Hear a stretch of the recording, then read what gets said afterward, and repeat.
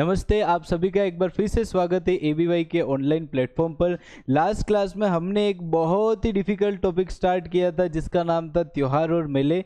त्योहारों में अपन त्योहार शुरू कर चुके थे जिसमें आधे त्योहार मतलब कार्तिक मास तक त्योहार तो अपन पढ़ चुके थे। इस क्लास में अपन चालू करेंगे उससे आगे वाले त्योहार, ठीक है। अब देखो, माघ महीने के मैं त्योहार चालू करूं उससे पहले आप कहोगे कि सर आपने जब महीने याद कराए तो आपने तो ऐसा याद कराया था कि चैत वैशाख जेठ आषाढ़ सावन भादवो आसोज काती माघ न पो माह फागण। कि आसोज काती मतलब आश्विन कार्तिक के बाद में एक महीना है मार्गशीर्ष और उसके बाद में है पोष, उसके बाद में क्या रहा माघ और फाल्गुन। तो सर यह बीच वाले जो एक तो कौन सा था अपने मार्गशीर्ष वाला महीना, कौन सा महीना?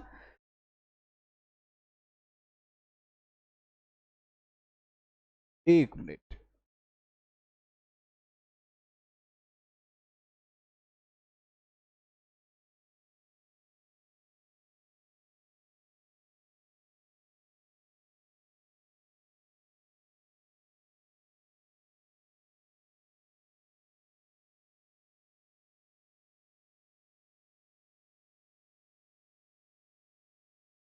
हाँ जी।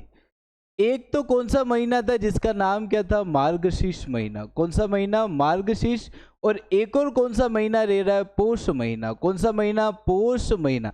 इन दोनों में अपन ने कोई से भी त्योहार नहीं पढ़े। उसके पीछे कारण क्या है कि मार्गशीर्ष महीने में और पोष महीने में एक महीना चलता है जिसको यू अपन क्या कहते हैं? मलमास। क्या बोलते हैं? मलमास। मलमास का मतलब मल महीना। मल महीने में कोई भी एक तो कौन सा कार्य? मांगलिक कार्य। कैसा कार्य? मांगलिक कार्य।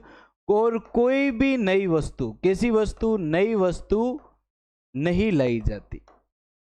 क्लियर है कि मांगलिक कार्य और नई वस्तु कौन से मास में नहीं लाई जाती? तो मल मास में नहीं लाई जाती। एक और कब नहीं लाई जाती? श्राद्ध में नहीं लाई जाती। मल मास कौन कौन से महीने में आते हैं? एक तो कौन सा महीना है? मार्गशीर्ष। एक कौन सा महीना है? पोष का महीना। क्लियर है। आगे कौन सा महीना है अपना? तो माघ महीना। कौन सा महीना है? तो माघ महीना, ठीक है। माघ महीने में कौन कौन से त्योहार है? तो एक बार आप देखना। पहला तो क्या है? तिल चतुर्थी। क्या है?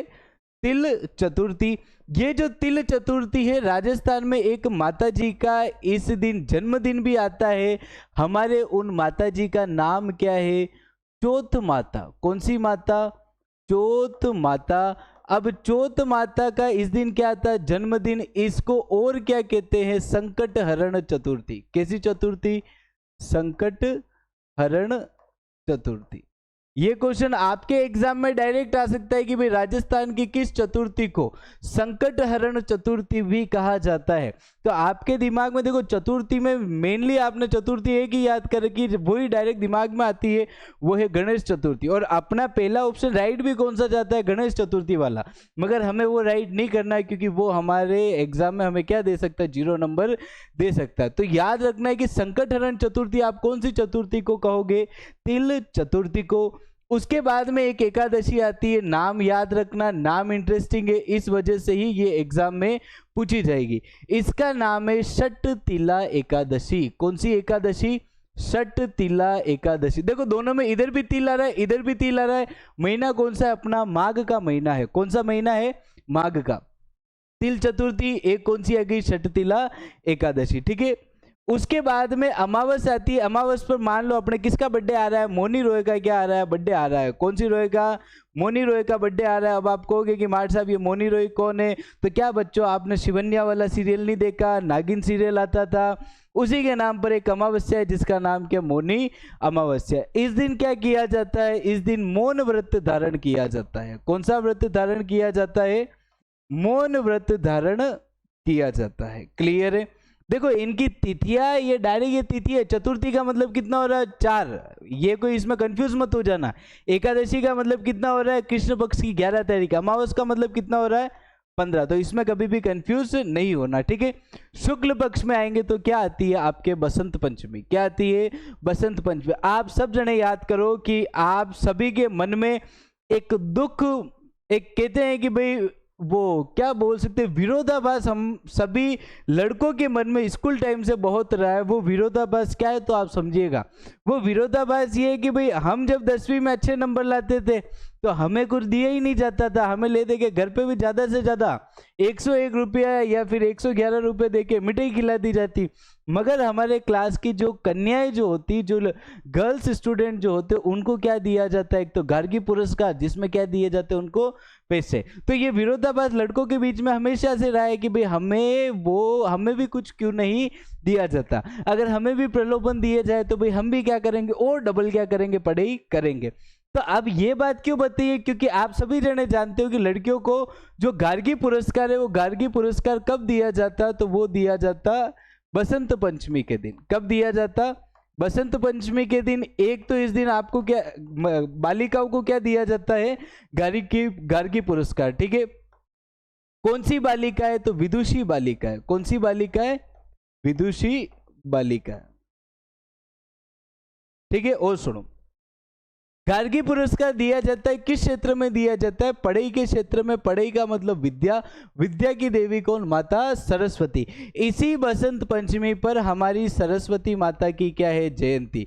बसंत पंचमी को और हम क्या मनाते हैं, सरस्वती जयंती। अब सरस्वती जयंती पर जो विदुषी बालिकाओं को जो ये पुरस्कार दिया जा रहा है, गार्गी पुरस्कार, इसका नाम गार्गी पुरस्कार ही क्यों रखा, तो कारण ये है कि ऋग्वेद जो है, ऋग्वेद में कुछ देखो 4 वेद है, चारों वेदों में सबसे पहला जो वेद है वो कौन सा है, ऋग्वेद। ऋग्वेद में कुछ विदुषी बालिक कन्याओं के नाम लिए गए, जिसमें नाम कुछ इस प्रकार से मिलते हैं। एक लोपामुद्रा है, एक कौन है, गार्गी है। उसी गार्गी के नाम पर ही इस पुरस्कार का नाम क्या रखा गया, गार्गी पुरस्कार रखा गया। क्लियर है, ये बात थोड़ी सी आप क्या रखना, याद रखना। आगे बढ़ते हैं, अगला महीना कौन सा है, फाल्गुन मास। कौन सा मास है, फाल्गुन मास। फाल्गुन मास जो कि यूं देखे तो कैलेंडर का अपने कौन सा लास्ट महीना, उसी लास्ट महीने में हमारे महादेव जी का क्या हुआ था, विवाह। क्या हुआ था, विवाह। और उस विवाह वाले दिन को हम कौन सी शिवरात्रि कहते हैं, महाशिवरात्रि, ठीक है। महाशिवरात्रि की तिथि कहीं पर आप क्या पढ़ोगे, तेरस, कहीं पर आप क्या पढ़ोगे, चतुर्दशी। मगर देखो हुआ यूं कि आज से 2-3 साल पहले एक बीएसटीसी का एग्जाम हुआ था। उस बीएसटीसी के एग्जाम में जब पूछा गया कि भाई महाशिवरात्रि कब है, तो उन्होंने तिथि राइट क्या मानी, आपके चतुर्दशी। क्या राइट मानी, चतुर्दशी। तो याद रखना, महाशिवरात्रि की तिथि क्या, चतुर्दशी। अगर चतुर्दशी फाल्गुन की ऑप्शन में नहीं है तो आप क्या याद कर ले, क्या भाई कर लेना, 13 कर सकते हो। बाकी चतुर्दशी है तब तक यही करना है, क्योंकि ये खुद आरपीएससी ने क्या मानी है, राइट मानी है। शुक्ल पक्ष में आए तो क्या है, फुलेरा दूज। फुलेरा दूज के बारे में कहा जाता है कि यह विवाह का, किसका, विवाह का कैसा मुहूर्त है, उत्तम मुहूर्त। कैसा मुहूर्त है, उत्तम मुहूर्त, ठीक है। विवाह का उत्तम मुहूर्त एक कौन सा है, फुलेरा दूज। उसके बाद में हम सब जनों ने पढ़ा है कि कार्तिक मास के कृष्ण पक्ष की अमावस्या को तो क्या आती है, दिवाली। और उसके बाद में फाल्गुन महीने की शुक्ल पक्ष की पूर्णिमा को क्या आती है, होली। क्या आती है, होली, ठीक है। अब ऐसा तो कभी इतना सिंपल क्वेश्चन तो आपको पूछेंगे नहीं, तो इसलिए राजस्थान में कुछ अन्य प्रकार की होलियां मनाई जाती है, उसके बारे में आपको जरूर पूछा जाएगा। देखो सबसे पहले एक होली का नाम लूं तो भाई एक है लठमार होली। कौन सी होली है, लठमार होली। लठमार होली आपके कहां पर खेली जाती है, महावीर जी चांदनगांव, जो कि आपके कहां पर है, करौली में। कहां पर है, करौली। देखो मेरी बात सुनो, अपने अक्षय कुमार की एक फिल्म है जिसका नाम है टॉयलेट एक प्रेम कथा। उसमें एक गाना आता है कि छोरी तू लट मार। उसमें जो अक्षय कुमार जो है, अक्षय कुमार जो रोल कर रहा है वो यूपी के एक किसी बंदे का रोल कर रहा है। तो यूपी में जब वो गाना आ रहा है कि भाई छोरी तो लट मार, और उसमें क्या खेल रहे हैं, होली खेल रहे हैं, तो मतलब ये बताना चाहते हैं वो फिल्म में कि भाई यूपी साइड में आपके किस प्रकार की होली खेली जाती है, तो लठ मार क्या खेली जाती है, होली खेली जाती है। राजस्थान के जो जिले ब्रज क्षेत्र में आते हैं वो कौन सा है, एक तो है भरतपुर, दूसरा कौन सा है, करौली। तो अपने यहाँ पर अगर लठ मार होली खेली जाएगी तो कहाँ पर खेली जाएगी, इसी एरिया में। कौन सा एरिया, करौली। अपने को होली के दिन कहां पर नहीं जा रहा, अपने को बाड़मेर नहीं जाना। क्यों, क्योंकि बाड़मेर में होली के दिन क्या मारे जाते हैं, भाटे। क्या मारे जाते हैं, भाटे। भाटे का मतलब क्या होता है, पत्थर। क्या होता है, पत्थर। तो पत्थर मार होली आपके कहां पर खेली जाती है, आपके बाड़मेर में। उसके पास में ही आपके एक क्या रहता है, जैसलमेर। जैसलमेर वालों ने कहा कि यार भाई बाड़मेर वाले तो ठीक है कि भाई भाटामार होली खेल लेते हैं, मगर हमारे यहाँ पे तो भाई दूर दूर तक हॉस्पिटल भाई नहीं है, और हॉस्पिटल है तो भी क्या है, दूर है, और भाई गर्मी भी खूब पड़ती है, इसलिए हम भाटामार होली नहीं खेलेंगे, हम क्या मारेंगे, कंकर। क्या मारेंगे, कंकर। तो अपने जैसलमेर में कौन सी होली खेली जाती है, तो कंकड़मार होली। देखो इसमें आपको कहीं पर दिख जाएगी कंकड़मार, ये रही कंकड़मार होली, ठीक है। उसके बाद में डेगची मार। बीकानेर में जाओगे तो वहां पे क्या मारी जाती है होली के दिन, बाल्टिया या फिर क्या मारी जाती है, डेगची। डेगची मार होली या फिर बाल्टी मार होली कहाँ की है, तो बीकानेर की। कोड़े कहाँ पर बरसाए जाते हैं, बिनाई में। दूध वह दही की होली आपके कहाँ पर खेली जाती है, नाथद्वारा राजसमंद। बादशाह की होली कहाँ पर खेली जाती है, ये भी कहाँ पर खेली जाती है, आपके नाथद्वारा राजसमंद। देखो बादशाह की सवारी टाइप एक आपके नाथद्वारा राजसमंद में भी है, और एक बादशाह की सवारी आपके कहां पर है, अजमेर में भी है, दोनों ही याद रखना, ठीक है। दूध व दही की होली कहां पे, नाथद्वारा। बादशाह की होली कहां पे, यहीं पर। अंगारों की होली कहां पर है, एक तो कहां पर केकड़ी, एक कहां पर है आपके लालसोट, ठीक है। उसके बाद में गोबर के कंडों से कहां पर होली खेलते हैं, तो ये है अपने गलियाकोट, डूंगरपुर। रोने और बिलखने की होली कहाँ पर है, तो ये कहाँ पर है, जोधपुर। उसके बाद में देवर भाभी की होली कहाँ पर है, अपने ब्यावर। कहाँ पर है, ब्यावर।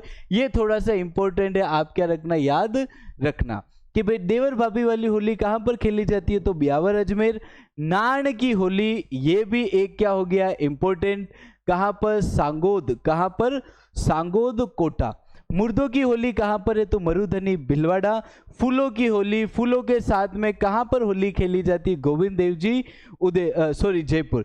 एक और गुलाबी गोटे की होली, किसकी होली, गुलाबी गोटे की होली। आप कहोगे कि सर गुलाबी गोटे की होली क्या होती है, तो ये भी अपने खेलते कहाँ पे, जयपुर में। इसमें क्या किया जाता है कि लाख जो होता है, लाख को फुला के गुब्बारे जैसा एक शेप दिया जाता है, उसके अंदर फिर रंग भरा जाता है, और उसको फिर पैक करके फिर एक दूसरे पर मारे जाते हैं। वो लाख इतनी थिन लेयर उसकी होती है कि वो जब लगता है तो उससे कोई चोट वगैरह नहीं लगती, मगर उससे आप क्या खेल सकते हो, होली खेल सकते हो, ठीक है। तो गुलाबी गोटे की होली भी कहाँ पर, जयपुर। और फूलों की होली आपके कहाँ पर है, गोविंद देव जी, जयपुर। कंकड़मार कहाँ पे हो गई, जैसलमेर। बाटा गेर कहाँ पे है, जालोर। कानूड़ा गांव का गेर नृत्य कहाँ पे हो गया, बाड़मेर। गोटा गेर कहाँ पर हो गई, बीनमाल। ये कुछ प्रमुख प्रमुख चीजें हैं जो कि आपके होली के दिन कहाँ पर खेली जाती है, अलग अलग स्थानों पर, ठीक है। आगे बढ़ते, होली के अगले दिन हम क्या मनाएंगे, धुलंडी। क्या मनाएंगे, धुलंडी। चैत्र मास के कृष्ण पक्ष की कौन सी तारीख एकम को हम क्या मनाएंगे, धुलंडी, जिसको प्रॉपरली देसी भाषा में क्या कहते हैं, धुरेली। क्या कहते हैं, धुरेली, ठीक है। फिर अगले दिन दूज के दिन, कब, दूज के दिन मेनार गांव में जमरा बीज के दिन कौन सी गेर रमी जाती है, तो हम पहले से ही पढ़ चुके हैं, उसका नाम क्या है, तलवारों की गेर। पंचमी के दिन, कब, पंचमी के दिन क्या मनाई जाती है, रंग पंचमी। उसके बाद में आठम के दिन, कब, आठम के दिन आपके क्या मनाई जाती है, शीतलाष्टमी, जिस दिन ठंडा भोजन खाया जाता है। कैसा भोजन, ठंडा भोजन, जिसको हम क्या बोलते हैं, बास्योडा। क्या बोलते हैं, बास्योडा बोलते हैं, ठीक है। फिर उसके बाद में क्या है, दशा माता व्रत। क्या है, दशा माता व्रत। अब मैं आप सभी से पूछूं, देखो आप सभी लोगों के घर में दशा माता का व्रत किया जाता होगा। मेरा एक इतना सा छोटा सा क्वेश्चन ये है कि दशा माता का जो व्रत है वो क्यों किया जाता है, बताओ दिखे सोच के कि भाई दशा माता का व्रत क्यों किया जाता है। तो सुनो मेरी बात, दशा माता का व्रत इसलिए किया जाता है ताकि आपकी कुंडली में जो कौन से दोष है, ग्रह दोष। कैसे दोष है, ग्रह दोष निवारण हेतु। ग्रह दोष निवारण हेतु हम सबकी माताएं एक व्रत करती है जिसका नाम क्या है, दशा माता व्रत। क्लियर है। आगे बढ़े तो एक और त्योहार आता है चैत्र मास के कृष्ण पक्ष में ही, जिसका नाम क्या है, रंग तेरस। कौन सी तेरस, रंग तेरस। इसी रंग तेरस पर कौन सा नृत्य रमा जाता था, तो उसका नाम क्या था, नाहर नृत्य। कौन सा नृत्य, नाहर नृत्य। क्लियर है। देखो होली के अगले दिन क्या है, धुरेली। उसके अगले दिन क्या है, जुमरा बीज। पंचमी को क्या है, रंग पंचमी। फिर क्या है, शीतलाष्टमी। फिर क्या है, दशा माता व्रत। और फिर क्या है, तो रंग तेरस। शुक्ल पक्ष में आओ तो क्या आएगी आपके, गणगौर। क्या आएगी, गणगौर। चैत्र मास के कृष्ण पक्ष की तीज को, कब? तीज को आपके क्या आएगी? गणगौर। क्या आएगी? गणगौर। गणगौर क्या है? तो गणगौर के बारे में आप सुनिएगा कि भाई हुआ यूं था कि होली के अगले दिन हमारे माता पार्वती जी जो थे, माता पार्वती अपने कहाँ पर चले गए थे? पीहर चले गए थे। पीहर जब चले गए तो पीहर कहाँ पर था माता जी का? तो हिमालय था। हिमालय जब चले गए तो प्रभु ने इंतजार किया कि 2-3 दिन में आ जाएंगे, मगर माता जी 2-3 दिन में नहीं आए। माता जी को हफ्ता भर लग गया, हफ्ते भर भी इंतजार किया, फिर भी माता जी नहीं आए। प्रभु ने भाई 2 हफ्ते इंतजार किया, फिर भी माता जी नहीं आए। तो 17वें दिन भगवान से नहीं रहाया और भगवान कहाँ पर चले गए? अपने ससुराल चले गए। 17वें दिन होली के बाद के भगवान कहाँ पर गए? अपने ससुराल गए, हिमालय। और 18वें दिन भगवान माता जी को लेकर पुनः कहाँ पर जा रहे हैं? कैलाश जा रहे हैं। तो अपने जो गणगौर की जो सवारी निकाली जाती है वो इसी उपलक्ष्य में निकाली जाती है कि भाई हम घर पे हमारे माता पार्वती को तो हमारे घर की क्या मानते? बहन बेटी। और हम महादेव जी को हमारे घर के क्या मानते? जमाई सा मानते हैं। और इस प्रकार उन दोनों की क्या करते हैं? विदाई करते हैं।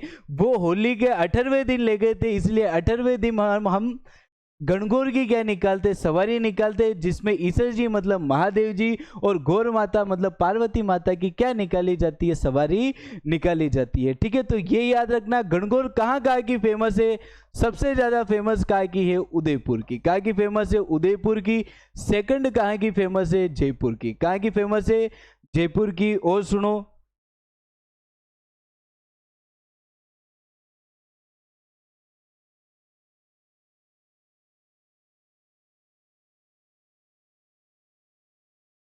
और सुनो, देखो उसके बाद में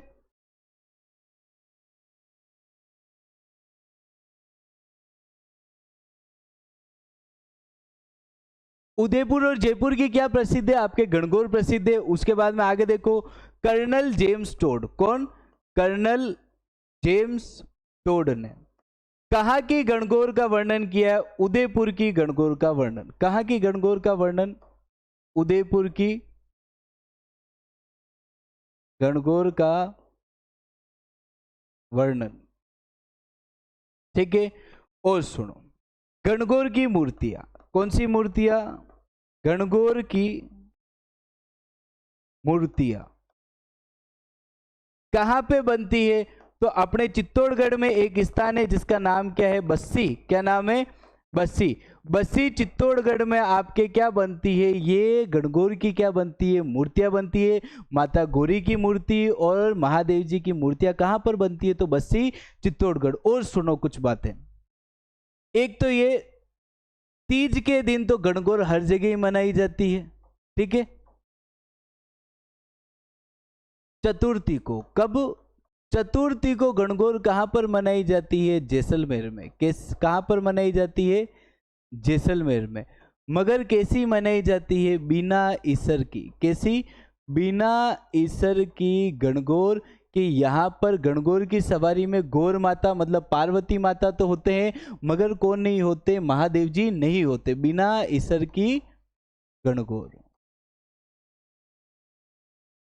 ठीक है, ऐसा क्यों हुआ? देखो, माना जाता है कि एक बार क्या हुआ, बीकानेर वालों ने जैसलमेर की गणगौर की सवारी पर क्या किया था? आक्रमण किया था। तो उस आक्रमण में माता पार्वती और महादेव जी की मूर्तियों को बचाने के लिए वहां के जो भाटी जो योद्धा थे, उन योद्धाओं ने युद्ध किया। युद्ध करके बहुत सारे योद्धा वीर गति को प्राप्त हुए। इस युद्ध में माता पार्वती और महादेव जी की मूर्तियों को बचाया गया। मगर दुर्भाग्यवश ये हुआ कि जैसलमेर की जो गणगौर की जो सवारी थी, उसमें से बीकानेर वालों ने क्या किया? ईसर जी जो थे, महादेव जी की जो मूर्ति थी, उसको कौन ले गए? अपने बीकानेर वाले ले गए। तो इस वजह से फिर वहां पर तीज के दिन तो सवारी निकल नहीं पाई। फिर अगले दिन माता जी थे तो माता जी की ही क्या निकाली गई? सवारी निकाली गई। इस वजह से बिना ईसर की गणगौर आपके कहां पर मनाई जाती है? तो अपने जैसलमेर में। ठीक है, पंचमी को, कब? पंचमी को गणगौर कहां पर मनाई जाती है? नाथ द्वारा। कहां पर? नाथ द्वारा। और इस गणगौर को कहते क्या है? गुलाबी गणगौर। कौन सी गणगौर? गुलाबी गणगौर। ठीक है, छठ के दिन भी एक गणगौर कहां पर निकलती है? नाथद्वारा में। इस गणगौर का नाम क्या है? केसरिया गणगौर। कैसी गणगौर?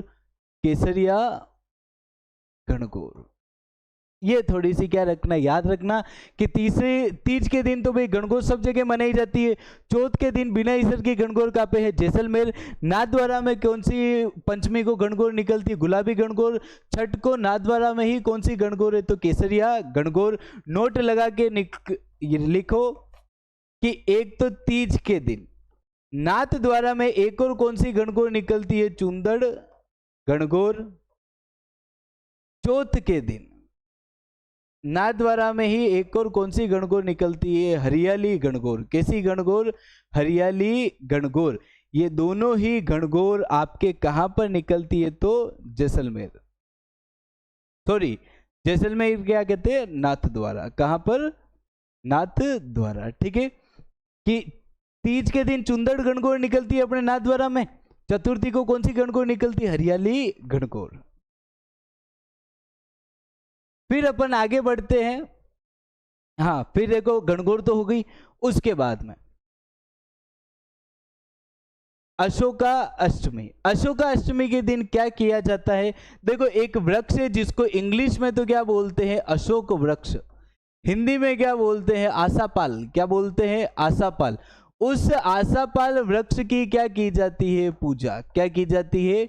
पूजा। अशोक वृक्ष की पूजा किस दिन की जाती है? अशोकाष्टमी। अशोकाष्टमी कब आती है? तो चैत्र मास में। चैत्र मास की शुक्ल पक्ष की अष्टमी को क्या आती है? अशोका अष्टमी। देखो हम सब ने एक गीत बचपन से ही सुना है कि भाई राम ना चले ना हनुमान के बिना, हनुमान ना चले ना राम के बिना। कि भाई राम भगवान और हनुमान जी जहां पर भी रहेंगे साथ में रहेंगे, और बिल्कुल सही बात है। दोनों प्रभु के हमारे जन्मदिन भी एक ही महीने में है। जन्मदिन कौन से महीने में है? चैत्र महीने में। चैत्र के शुक्ल पक्ष की नवमी को तो क्या आती है? रामनवमी। चैत्र के शुक्ल पक्ष के भाई पूर्णिमा को, कब?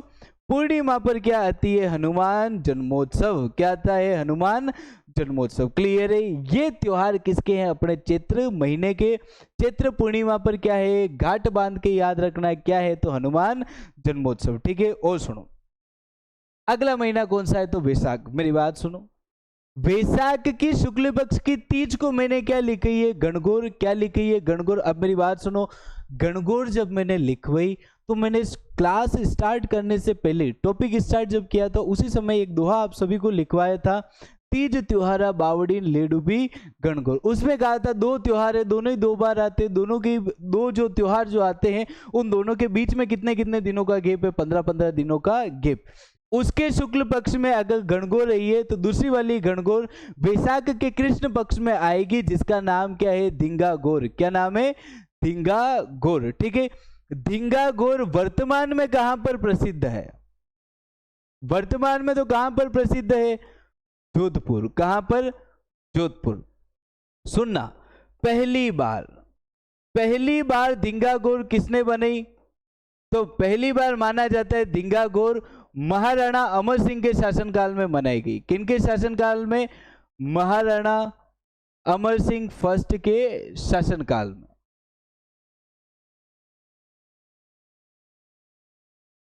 ठीक है। गणगौर को प्रसिद्ध, सॉरी धिंगा गौर को प्रसिद्ध किसने किया? महाराणा राज सिंह। किसने किया? महाराणा राज सिंह जी। क्लियर है? प्रसिद्ध करने वाले कौन थे? तो महाराणा राज सिंह जी। अभी वर्तमान में कहां पर प्रसिद्ध है? ये जोधपुर।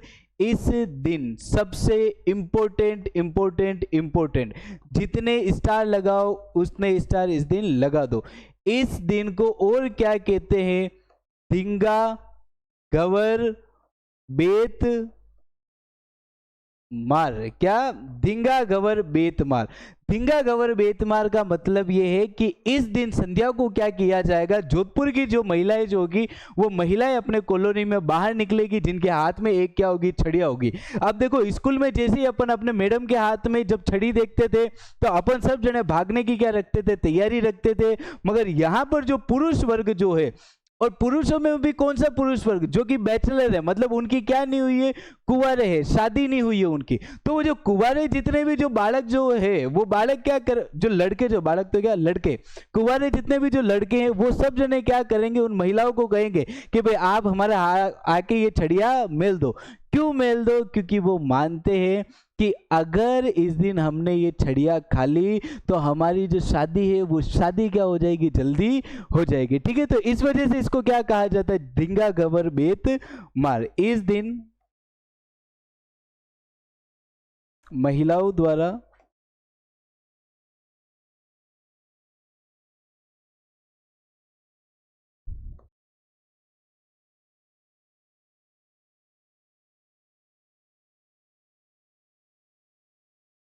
लड़कों को बेत मारे जाते। बेत का मतलब क्या होता है, लकड़ी।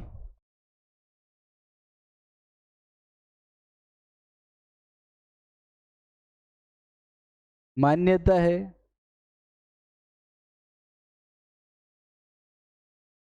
कि इससे उनका विवाह जल्द हो जाता है। ठीक है, देखो ये बात है। ये तो एक और बात याद रखना कि भाई होली पर अपने इलोजी की बारात भी निकाली जाती है। इलोजी की बारात निकाली जाती है, ये इलोजी कौन है? खैर मैं सस्पेंस खत्म नहीं करना चाहता हूँ, इस वजह से मैं अभी नहीं बता रहा हूँ। जैसे ही लोक देवता आपके टॉपिक आएगा तो लोक देवता में मैं आपके इलोजी की बहुत सारी तारीफ करूंगा और आपसे उनको इंट्रोड्यूस करूंगा, आप सभी को उनसे इंट्रोड्यूस करूंगा कि इलोजी कौन है और हमारे राजस्थान में इलोजी को क्यों पूजा जाता है। ठीक है, तो देखो धिंगागोर तीज के दिन आती है, वैशाख की कृष्ण पक्ष को। वर्तमान में कहां पर प्रसिद्ध है, जोधपुर। पहली बार किसने बनाई, महाराणा अमर सिंह ने। और प्रसिद्ध किसने किया, महाराणा राज सिंह जी ने। धिंगा गवर बेत मार क्या है, इस दिन जो महिलाएं जो होगी लड़कों को क्या मारेगी, छिड़िया मारेगी, जिससे उनकी जल्दी क्या हो जाएगी, शादी हो जाएगी। उस पक्ष में जाए तो क्या आ गया, आखा तीज। क्या आ गया, आखा तीज। आखा तीज को क्या क्या बोला जाता है, सबसे पहले तो वो देखो। आखा तीज को एक तो क्या बोलते हैं, अक्षय तृतीया। क्या बोलते हैं, अक्षय तृतीया। एक इसको क्या बोलते हैं, अबुझ सावा। कौन सा सावा, अबुझ सावा। अबुझ सावा का मतलब ये होता है विवाह का जो मुहूर्त जो होता है उसको तो कहते हैं सावा। अबुझ सावा का मतलब ये है कि इस दिन विवाह करवा दो तो मजे ही आ जावे। ठीक है, कि ये सबसे विवाह का क्या है, उत्तम मुहूर्त है। श्रेष्ठ में भी श्रेष्ठ मुहूर्त कौन सा, आपका आखा तीज। आखा तीज को हम और क्या बोलते हैं, अबुझ सावा। ठीक है, और सुनो इसके बारे में। एक तो बीकानेर की स्थापना, किसकी स्थापना, बीकानेर की स्थापना। और किसकी स्थापना, उदयपुर की स्थापना। कौन से त्योहार पर हुई है, आखा तीज पर। किस पर हुई है, आखा तीज। 1488 में बीकानेर और 1559 में जो उदयपुर है, दोनों की ही स्थापना आपके कब हुई है, तो आखा तीज पर हुई है। अब यहाँ पर आखा तीज आया है तो मैं गणगौर से संबंधित आपको एक और बात बताना चाहूंगा कि गणगौर जो है, गणगौर ओक प्रथा के तहत, कौन सी प्रथा के तहत, ओक प्रथा के तहत दो जगह नहीं मनाई जाती। ठीक है, एक तो कहां पर नहीं मनाई जाती, जोधपुर। जोधपुर में किनकी मृत्यु हो गई थी, राव सातल। किनकी, राव सातल की मृत्यु हुई थी। राव सातल की मृत्यु। एक कहां पर नहीं मनाई जाती, बूंदी। कहां पर, बूंदी। ठीक है, बूंदी में क्यों नहीं मनाई जाती, तो कहा जाता है कि बूंदी के एक राजा थे राव बुद्ध सिंह, इनके छोटे भाई थे जोध सिंह जी। क्या नाम था, जोध सिंह जी। उनकी मृत्यु गणगौर के अवसर पर ही हुई और इसके बाद में इन दोनों ही राजवंशों में गणगौर के दिन किसी बालक का जन्म नहीं हुआ। इस वजह से दोनों ही राजवंश कौन सा त्योहार नहीं मनाते, गणगौर त्योहार नहीं मनाते। ओक प्रथा क्या है, तो ओक प्रथा का मतलब ये है कि अगर हमारे परिवार में किसी त्योहार पर अगर किसी व्यक्ति की मृत्यु हो जाती है परिवार के सदस्य की, तो वो त्योहार तब परिवार में तब तक नहीं मनाया जाता है जब तक उस त्योहार पर किसी बालक का जन्म ना हो जाए। तो इस वजह से ओक प्रथा के तहत गणगौर दो जगह नहीं मनाई जाती, एक तो जोधपुर में, एक का पे बूंदी में। फिर आगे बढ़े तो अगला महीना कौन सा, ज्येष्ठ मास है। ज्येष्ठ मास में सबसे पहला त्योहार तो कौन सा आएगा, वट वृक्ष अमावस्या, जिसको और क्या कहते हैं, तो सावित्री अमावस्या। कौन सी अमावस्या, सावित्री अमावस्या। इस दिन किसकी पूजा की जाती है? वट वृक्ष की पूजा। कौन से वृक्ष की पूजा? वट वृक्ष की पूजा। सामान्य भाषा में बोलूं तो बरगद के पेड़ की पूजा। किसके पेड़ की पूजा की जाती है? बरगद के पेड़ की पूजा। क्लियर है? और देखो उस साइड में जाएंगे तो गंगा दशमी मनाई जाती है। कहां पर मनाई जाती है गंगा दशमी? भरतपुर में। कहां पर? भरतपुर में। ठीक है, मैंने पहले ही बताया था कि भगवान आपकी प्यासे रखकर परीक्षा कौन से महीने में लेंगे? जो कि सबसे क्या होगा? गर्मी का महीना होगा। गर्मी का सबसे बड़ा महीना कौन सा है? ज्येष्ठ। ज्येष्ठ में कौन सी बड़ी ग्यारस आती है? तो निर्जला एकादशी। आगे बढ़े, आगे का महीना कौन सा? आषाढ़ का महीना। आषाढ़ के महीने में क्या आता है? बाड़ियानम। आप कहोगे कि मार साहब इतनी जगह तो एक भी फोटो नहीं आया। हाँ यार बिल्कुल, ये मेरे से गलती हो गई कि भाई मैं फोटोज वगैरह थोड़े नहीं लेके आ पाया। ठीक है, एक फोटो जरूर आपके आ गया है, जो कि कौन सा है? कड़ई का। देखो विवाह का एक उत्तम मुहूर्त माना जाता है, जो कि कौन सा है? बाड़ियानम। कौन सा है? बाड़ियानम। ये विवाह का कैसा मुहूर्त है? विवाह का उत्तम मुहूर्त। अगर कोई व्यक्ति कहे, देखो एवरेज तो ऐसे ही होता है कि इस मुहूर्त पर जिन जिन की शादी होती है उनमें से 60 to 70% के जब ब्याह होता है तब क्या आती है? बारिश आती है। तो मेरे परिवार में ऐसा है कि मेरे जो मामा जी जो है, मामा जी बचपन से ही खाना किसमें खाने का शौक था उनको? कढ़ाई में। कि लास्ट में जो भी रोटी बचती वो उस सब्जी में चूर के खाते। नानी मना करती कढ़ाई में मत खा, तेरी शादी में बारिश आएगी। मम्मी भी मना करती मेरी कि कढ़ाई में मत खा, तेरी शादी में बारिश आएगी। मम्मी की शादी हो गई, पिताजी भी मामा को कहते थे कि मत खाओ ऐसे, आपकी शादी में क्या आएगी? बारिश आएगी। मामा नहीं माने, नहीं माने, नहीं माने। कसम से कह रहा हूँ, मेरे मामा के लगन भाड़ियानम के लिखे हुए थे। ठीक है, भाड़ियानम को मामा की शादी हुई, पूरे दिन आसमान साफ है। जैसे ही रात को फेरों का टाइम हुआ उससे 1 घंटे पहले ही क्या गणगौर तरीके से बारिश हुई है। तब से मेरे खुद के जहन में भी एक खौफ बैठ गया कि भाई कभी भी कढ़ाई में खाना नहीं खाना। अगर खाना खाएंगे तो हमारी शादी में क्या आ सकती है? बारिश आ सकती है। ठीक है, क्योंकि वो लगन फिर आपके कौन से मिल जाएंगे? बाड़ियानम वाले। तो खैर अंधविश्वास नहीं फैलाओ, मगर ऐसा होता है। ये हमारे यहाँ की क्या है? जनश्रुतियां है, हमारे राजस्थान की क्या है? मान्यताएं है। ठीक है, फिर क्या आती है? तो देवशयनी एकादशी। देखो देवशयनी एकादशी के बारे में बताऊं तो देवशयनी एकादशी के पीछे पूरी पूरी कहानी है। कहानी ये कि अपने नारायण भगवान, हुआ यूं था कि भाई जो राजा बलि जो थे, जैसे कि मान लो कि हम क्या करते हैं कान्हाजी वाले युग में सबसे जो दानवीरता के लिए जो सबसे ज्यादा प्रसिद्ध थे वो थे अंगराज कर्ण। वैसे ही सतयुग में दानवीरता के लिए जो प्रसिद्ध थे वो थे राजा बलि, जो कि 7 चिरंजीवियों में से एक है। ठीक है, राजा बलि ने क्या किया? घनघोर तरीके से भगवान की तपस्या की और न जाने बहुत से वरदान लेके स्वर्ग पर क्या कर लिया? अधिपत्य स्थापित कर लिया। और स्वर्ग पर जब अधिपत्य स्थापित कर लिया तो इंद्रदेव जो कि स्वर्ग के राजा है वो मदद मांगने किसके पास में गए? नारायण भगवान के पास में। क्योंकि देवताओं को कुछ भी प्रॉब्लम होती वो कहां पे जाते? विष्णु भगवान के पास में। और जब राक्षसों को कुछ प्रॉब्लम होती और देवताओं को दोनों को प्रॉब्लम होती तो दोनों एक जगह न्यूट्रल जा सकते थे, वो था महादेव जी। ठीक है, नारायण भगवान के पास में गए, नारायण भगवान को पूरी की पूरी बात बताई कि ऐसी बात है, राजा बलि ने कहां पर अधिकार कर लिया है? तो स्वर्ग पर अधिकार कर लिया है। तो जब ये बात इंद्र भगवान विष्णु भगवान को बता ही रहे थे, उसी समय हमारे नारद मुनि का आना हुआ। नारद मुनि ने कहा नारायण नारायण, और कहा कि क्या वही दानवीर राजा बलि? तो जैसे ही को नारद मुनि ने कहा दानवीर राजा बलि, भगवान को एक हिंट चाहिए था उससे स्वर्ग छीनने का राजा बलि से, और यहाँ पर भगवान को क्या मिल गया? वो आइडिया मिल गया। भगवान ने क्या किया कि भाई एक विप्र का रूप धारण किया। विप्र का मतलब होता है ब्राह्मण, और कैसा विप्र? तो वामन विप्र। वामन का मतलब होता है जिसकी जो हाइट जो हो वो हाइट क्या हो? कम हो। कम हाइट के वामन रूप में क्या हो? विप्र का रूप लिया गया। वामन अवतार लिया। वामन अवतार लेकर वो राजा बलि के पास में गए। राजा बलि को कहा कि राजा बलि भिक्षाम देही। भिक्षाम देही का मतलब होता है कि मैं ब्राह्मण हूं, मुझे क्या दो? आप भिक्षा दो। तो भाई राजा बलि था, राजा बलि अपनी दानवीरता के लिए प्रसिद्ध था, उसके सामने से कभी भी कोई बिना दान के नहीं गया।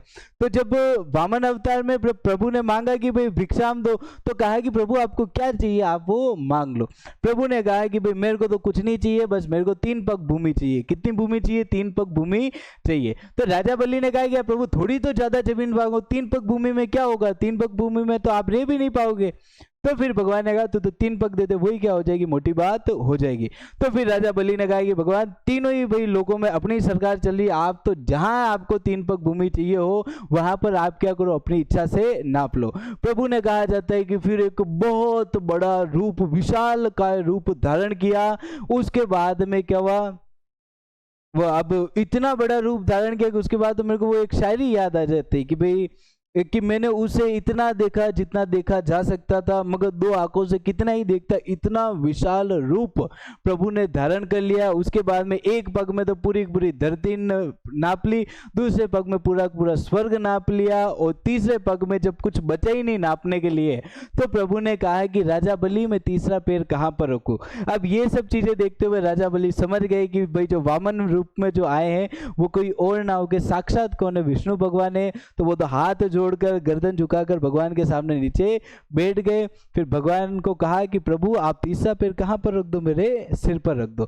तीसरा पैर सिर पर रखा, और सिर पर रखने के पश्चात राजा बलि कहां पर चले गए, अपने पाताल में चले गए। अपनी इस दानवीरता के इतना मतलब जितना उसने जिंदगी भर में राजा बलि ने कमाया वो सारा का सारा प्रभु ने एक झटके में उससे क्या किया, ले लिया। मगर फिर भी राजा बलि को भगवान पर क्रोध नहीं आया, फिर भी राजा बलि भगवान के प्रति क्या रख रहा था, श्रद्धा ही रख रहा था।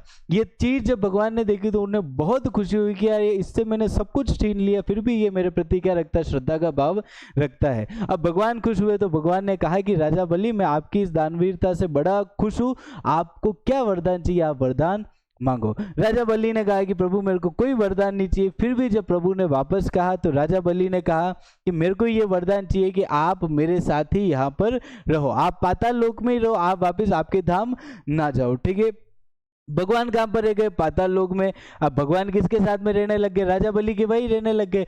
अब धीरे धीरे धीरे धीरे हमारे जो लक्ष्मी माता प्रभु का इंतजार करे कि यार भाई प्रभु आए नहीं, प्रभु आए नहीं, प्रभु आए नहीं। माता जी यूं सोचे कि भाई इतना कितना ताकतवर वो राक्षस है कि भाई यार प्रभु से इतने दिनों तो युद्ध कर सकता है, कि भाई प्रभु तो त्रिलोकीनाथ है, अब त्रिलोकीनाथ से तो कोई व्यक्ति कितना युद्ध कर पाएगा।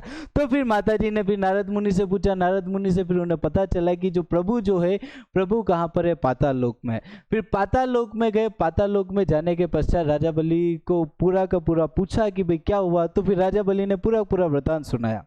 पर अब माता जी कहे कि प्रभु को वापस कहाँ पर भेज दो, धाम भेज दो। तो वो कहे कि भाई मैं तो नहीं भेज सकता, मैंने तो मना किया था, मेरे को कोई वरदान नहीं चाहिए।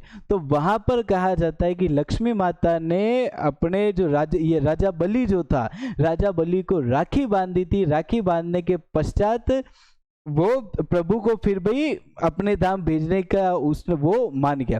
फिर कहा गया कि भाई साल में 12 महीने होते, 12 महीनों में से 8 महीने तो प्रभु आपके कहाँ पर रहेंगे, धाम रहेंगे।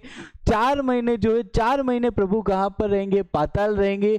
आषाढ़ मास की शुक्ल पक्ष की 11 से लेकर, जिसको क्या कहते हैं, देवशैनी, इस 11 पर हमारे भगवान विष्णु भगवान कहाँ पर चले जाते हैं, पाताल। 4 महीने बाद कार्तिक की 11, कौन सी 11, कार्तिक की 11 को आपके प्रभु वापस कहां पर आ जाते, धाम आ जाते। इस वजह से लेकर देव शयनी 11 से लेकर देव उठनी एकादशी तक कोई भी वही मांगलिक कार्य या शुभ कार्य नहीं किए जाते, क्योंकि देवताओं के जो लीडर, जो देवताओं के जो नेता के रूप में माने, या फिर देवताओं में सबसे पहले जो पूजे जो जाएंगे विष्णु भगवान, वो विष्णु भगवान ही अपने धाम में नहीं है, वो विष्णु भगवान कहाँ पर है, पाताल लोक में है। श्रावण मास में राखी वाला कंसेप्ट था, हाँ वो बस याद करवाने के लिए था कि भाई ब्रह्मांड में सबसे पहले राखी किसने बनाई, प्रभु ने बनाई, नारायण भगवान माता पार्वती ने बनाई, मगर वो याद करवाने के लिए था। एग्जैक्ट इसका आंसर ये है कि इस पूरे के पूरे ब्रह्मांड में सबसे पहले रक्षाबंधन बनाने वाले कौन थे, माता लक्ष्मी और राजा बलि। ठीक है, तो ये याद रखना। आषाढ़ की शुक्ल पक्ष की पूर्णिमा को क्या आती, गुरु पूर्णिमा। गुरु पूर्णिमा किनका जन्मदिन है, वेद व्यास जी का। किनका है, वेद व्यास जी का। आज हम सभी लोग वेदों को अगर पढ़ पा रहे हैं तो उनके पीछे सबसे बड़ा कारण कौन है? वेद व्यास जी। वेद व्यास जी द्वारा ही चारों वेदों के ज्ञान को एक पुस्तक के रूप में क्या किया गया? संकलित किया गया। वेद व्यास जी के जन्मदिन को हम क्या मनाते हैं? गुरु पूर्णिमा के रूप में मनाते हैं। एज ए टीचर देखूं तो मुझे भी मेरे कुछ ही भाई पसंदीदा त्योहार है। एक तो मेरा रक्षाबंधन फेवरेट त्योहार है, क्योंकि मेरी बहन थोड़ी दूर ज्यादा रहती है, इस वजह से हम दोनों भाई बहन ले दे के मिलते ही रक्षाबंधन के दिन ही है, ठीक है। दूसरा त्योहार सबसे ज्यादा बढ़िया लगता है वो है गुरु पूर्णिमा, क्योंकि गुरु पूर्णिमा के दिन हमें भी एक मौका मिलता है कि हम हमारे गुरुओं के प्रति कुछ भाई उनको खुश करने के लिए कुछ हम चीजें कर सके। और भाई उसी दिन हम टीचर है तो हमें भी खुशी मिलती है कि हमारे सारे बच्चे उस दिन डेली तो खैर रिस्पेक्ट करते ही हैं, मगर उस दिन जो आदर सत्कार जो होता है वो थोड़ा और क्या होता है? ज्यादा होता है। तो गुरु पूर्णिमा कब है? तो आषाढ़ मास की शुक्ल पक्ष की पूर्णिमा को क्या मनाते हैं हम? गुरु पूर्णिमा। दो चीजें, गुप्त नवरात्र। कौन से नवरात्र? गुप्त नवरात्र। एक तो माघ में, कौन से महीने में? माघ शुक्ल पक्ष एकम से लेकर शुक्ल पक्ष नवमी तक क्या बनाए जाते हैं? नवरात्रे। और इधर भी आषाढ़ में। कौन से? आषाढ़ में। आषाढ़ में भी आपके कौन से नवरात्रे आते? गुप्त नवरात्रे। सर ये गुप्त नवरात्रे क्या है? तो ये गुप्त नवरात्रे वो वाले नवरात्रे हैं जो कि किनको समर्पित है? तांत्रिकों को। किनको समर्पित है? तांत्रिकों को, साधु संतों को। किनको समर्पित है? तांत्रिकों, साधु संतों को। क्लियर है? तो ये याद रखना, गुप्त नवरात्र 2 महीनों में है। एक तो कौन सा है? माघ महीना।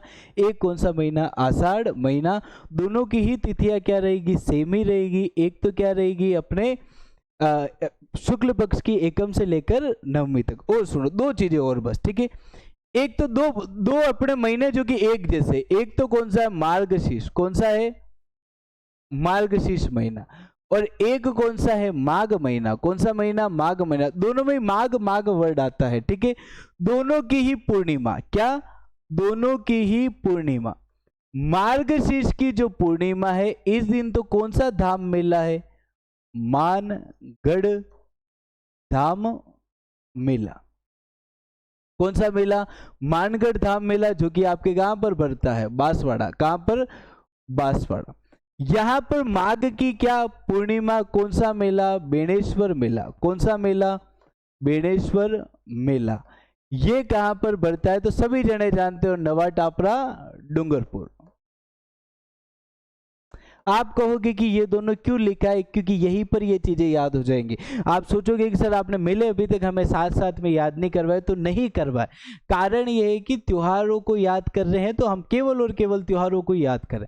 त्योहारों के साथ में जैसे ही आप मेले याद करने लगोगे तो आप कंफ्यूज होगे। कंफर्म क्या होगे? कंफ्यूज होगे। कल से अपन मेले पढ़ना स्टार्ट, कल से तो क्या, परसों से अपन क्या करेंगे?